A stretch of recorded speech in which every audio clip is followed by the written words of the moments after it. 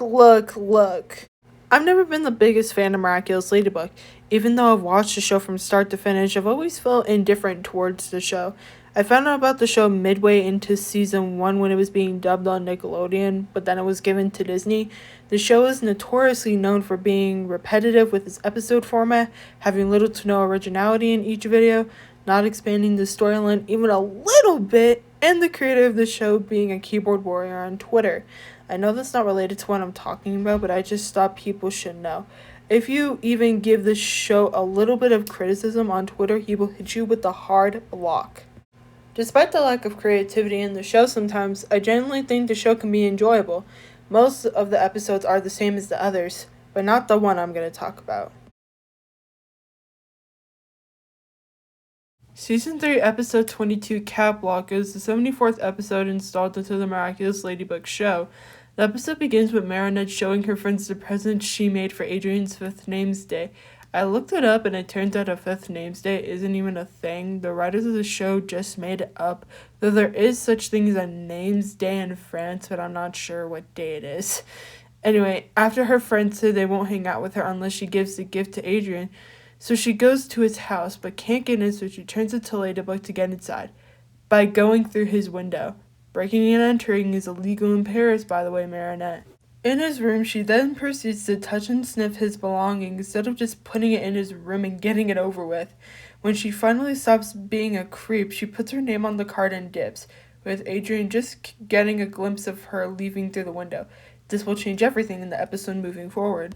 Ladybug is traveling through the air. Blanc appears and tells her that there was a major disruption in the future that had just occurred in Ladybug's present.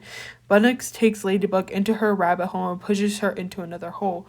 In the hole, Ladybug finds Cat Noir, but he looks different. He tries to take her Miraculous, and then they start battling. Cat Noir calls her Marinette, her real name. Ladybug is shocked, obviously, and runs away from him.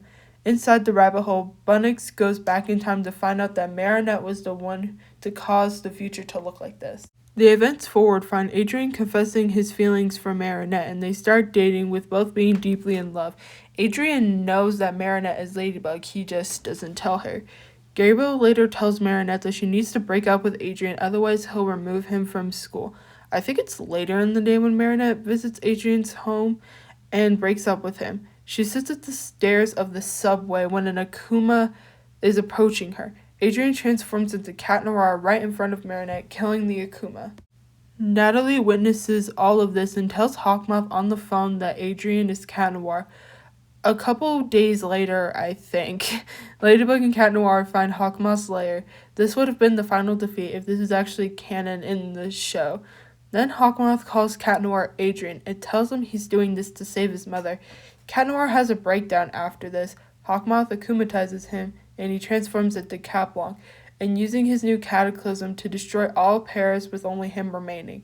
In the end, Ladybug discovers this and ends up restoring the future, making Blanc come back to life, because she was fading because she was supposed to exist in the future, but due to this, she isn't. So, you guys get the idea. She fixes the present, and the love square begins all over again. There are many reasons why I love this episode and why it resonates with me so much, and why I consider it the best episode is because of the vibe/atmosphere most of the episode takes place in. The end of the world type vibes really do give it a bit of an unsettling feeling. The type of gray/whitish filter they put on the setting where Cat Blanc resides, it makes me wonder if he's been in Paris by himself like that for a while. Most of Paris was submerged under the water except for the building and a couple cars and the Eiffel Tower as we see. Cat Blanc is all alone in this dystopian-like world. He knows he destroyed Paris all by himself even though he didn't mean to, as we'd find out. If I was in that world, I'd probably lose my mind because I wouldn't have anyone to talk to. Don't leave me alone to my own thoughts for too long, otherwise I might go insane, guys. Anyways, I can only imagine how cold it must be in the alternate future. Just with the grayish filter, it looks cold. Cat Blanc is in a white version of his usual black outfit as Cat Noir, and instead of his usual green eyes, he has bright blue eyes. White is often associated with purity and innocence, so casting it with something like Cat Noir in his akumatized form which, as we all know, Akumas are evil, was pretty smart on the design team's part. What this episode also does really well is the theme/moral it's trying to portray. I think there are two themes within this episode. One decision can change the future, and making sacrifices for the ones you love. With the first theme, the one decision that changed the course of Marinette and Adrian's future is obviously when Marinette used her powers for selfish reasons. Tiki told her not to do it. Adrian saw her, which is when everything for the future would change. They're not supposed to know each other's secret identities, which the show has done their best not to let happen. Sometimes they do it bad but good. Keyword sometimes. It really does make you think, what things have you done in your life that may have altered your future? One bad decision, whether you realize it or not, can change your future forever, but not just your future, other people you know. When Ladybug fixes everything at the end of the episode, she makes sure to reassure Adrian that it was from an anonymous person. That time she didn't sign her name on the present. There are other examples of this theme in the show. I just think in the Blanc episode they executed it perfectly. Onto the second theme, I was going to make this one, if you love something you gotta fight for it, but I went with this one. Plus, both of them are pretty similar anyway. An example of this in Blanc is in the alternate future, Marinette visits Adrian's home in the rain to break up with him. This scene kind of makes me shed a tear or two because she looks so heartbroken in this moment.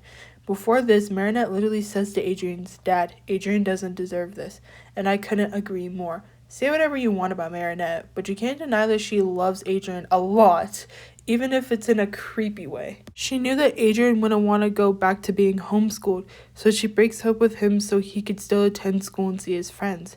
She made the sacrifice of breaking his heart and leaving him with confusion than having him isolated in his house forever. Adrian is obviously taken aback by this and goes after her.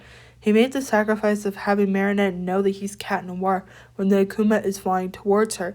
He didn't care though, because his main priority was to protect Marinette from getting akumatized. Even though he already knew she was Ladybug, he said at the beginning of the episode that she didn't need to know his secret identity. He made another sacrifice when Hawkmoth made him into Blanc. When he turned Paris into how we see it in the episode, he didn't mean to do it, but he made the sacrifice of killing Marinette and potentially himself and all of the people in Paris.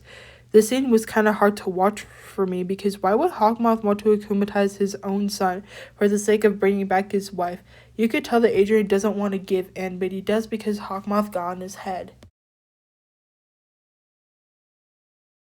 I know many people wouldn't agree with me on why this is the best episode. I'm not saying that Blanc is the only good episode of Miraculous, but it's definitely up there. This episode kind of forces me to reflect on what the writers were trying to say with this episode. I'm probably making it seem more philosophical than the writers wanted it to be, but this tugged on my heartstrings. Before this, I was just watching Miraculous blindly, and I almost considered to stop watching it as a whole. Sure, this episode may seem just as repetitive as the others, but at least this one, they changed it up a bit. I haven't watched the 6th season yet, but I will when it comes onto Disney+. If you want me to review season 6, let me know in the comments. Thank you all so much for getting to the end of this video. If you liked the video, you should subscribe and like. I'll see you guys next time. Bye.